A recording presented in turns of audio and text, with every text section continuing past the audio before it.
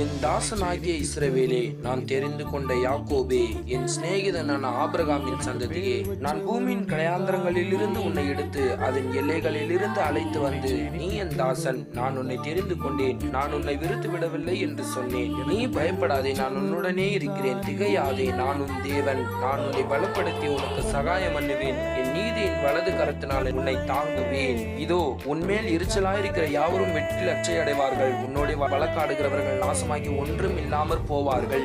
உன்னோடே போராடினவர்களை தேடியும் காணாதிருப்பாய், உன்னோட யுத்தம் பண்ணின மனுஷர் ஒன்றும் இல்லாமல் இல் பொருளாவார்கள். உன் தேவனாயிருக்கிற கர்த்தராகிய நான் உன் வலது கையை பிடித்து பயப்படாதே, நான் உனக்கு துணை நிற்கிறேன் என்று சொல்லுகிறேன். யாக்கோபு என்னும் பூச்சியே, இஸ்ரவேலின் சிறு கூட்டமே, பயப்படாதே, நான் உனக்கு துணை நிற்கிறேன் என்று கர்த்தரும் இஸ்ரவேலின் பரிசுத்தரும் ஆகிய உன் மீட்பர் உரைக்கிறார்.